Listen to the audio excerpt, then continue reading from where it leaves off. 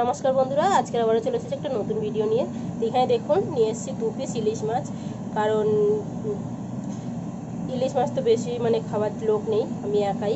আর আমার বাচ্চার জন্য এখানে একটা ছোট্ট একটা পিস নিয়েছি, সেটা হচ্ছে শিং মাছের পেট, শিং মাছ নিয়েছি। এখানে ছেলে তো ইলিশ মাছ খাবে না, তো এখানে 2 পিস ইলিশ মাছ নিয়েছি। তো ইলিশ মাছ দিয়ে আজকে একটা সুন্দর সিম্পল রেসিপি বানাবো। তার জন্য নিয়েছি কচি কচি ঝিঙা।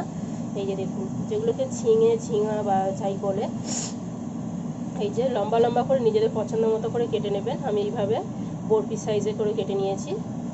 তো চলুন এখানে রান্নাটা বসিয়ে দিই। একদম সিম্পল, খুব সহজ, খুব বেশি অতিরিক্ত মশলা না। তো সবার আগে আমি এখানে দিয়ে দিলাম হাফ গ্লাস মতো জল।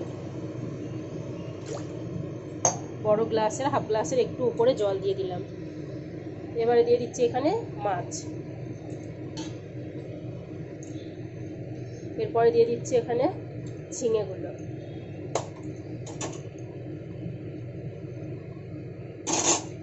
এবার এখানে আমি দিয়ে দিচ্ছি 4টে কাঁচা লঙ্কা, এইভাবে মাঝখান থেকে চিড়ে।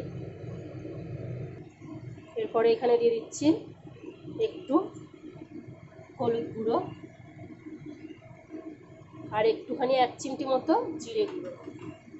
অনেকে বলে ইলিশ মাছে জিরে টিরে দেয় না, তো আমার তো খুব ভালো লাগে দিতে, তো তাই দিলাম। এবারে দিয়ে দিচ্ছি নুন। নুনটা টেস্ট অনুযায়ী দেবেন। এখানে এবারে একটুখানি নাড়াচাড়া করে আমি এটাকে পুরো সেদ্ধ করে নেব। ঢাকা দিয়ে দিলাম। এখানে দেখুন বন্ধুরা, মাছের ঝোল একদম হয়ে গেছে। এটাকে এবার নামিয়ে নেব। নিয়ে এবারে মেন কাজটা করব, সেটা হচ্ছে ফোড়ন দেব। যে দেখুন কতটা সুন্দর হয়েছে। ঢাকনা খোলার পরে কিন্তু দারুণ গন্ধ বেরোচ্ছিল। এখানে কড়াইতে আমি একটু সরষের তেল দিয়ে দিয়েছি। একটা কাঁচা লঙ্কা দিয়ে দিলাম ফাটিয়ে।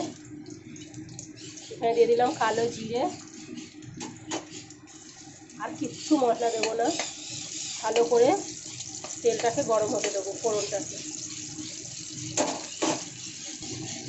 এখানে দেখুন ফোড়নটা বেশ ভালোভাবে কিন্তু গরম হয়ে গেছে, তেলটা একদম খুব দারুণভাবে গরম হবে। তারপরে কিন্তু এই ফোড়নটা ঝোলটা দেবো। পুরো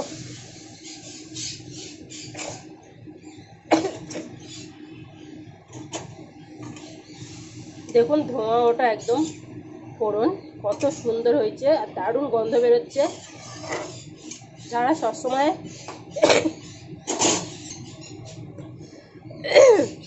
ফোড়নটা মুখের মধ্যে আমার চলে গেছিলো বন্ধুরা, তাই কাশি এসে গেছিলো। আর আবার কাশি সর্দি এখনও কমেনি, তাই ভীষণ কেশে নিলাম একটু। যারা সবসময় সর্ষে যে ইলিশ খেয়ে বোর হয়ে গেছেন, তারা একবার হলেও এইভাবে ট্রাই করবেন। এর ঝোলটা এত টেস্টি আর এতটাই হেলদি যে একবার খেলে কিন্তু আপনাদের বারবার খেতে ইচ্ছে করবে। তো এখানে আমি একটুখানি ধনেপাতা দিয়ে দিলাম। আপনারা চাইলে কিন্তু এখানে একটুখানি সর্ষে বাটা ব্যবহার করতে পারেন, কিন্তু আমি সর্ষে বাটা দিলাম না, একদম সর্ষে বাটা ছাড়া। কালো জিরে ফোড়ন দিয়ে এই ইলিশ মাছের ঝোলটা দারুণ কিন্তু টেস্টি। তো এবার আমার রান্না এখানে কমপ্লিট, আমি নামিয়ে নেব। হয়ে গেছে, ফুটেও গেছে খুব সুন্দরভাবে।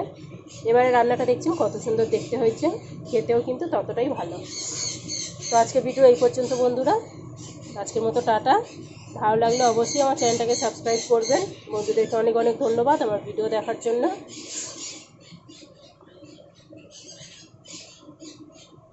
আমার এই রোজকার রান্নাগুলো বন্ধুদের কেমন লাগে একবার কিন্তু কমেন্ট করে আমাকে জানাবেন, আমারও খুব ভালো লাগবে। তো টাটা বন্ধুরা।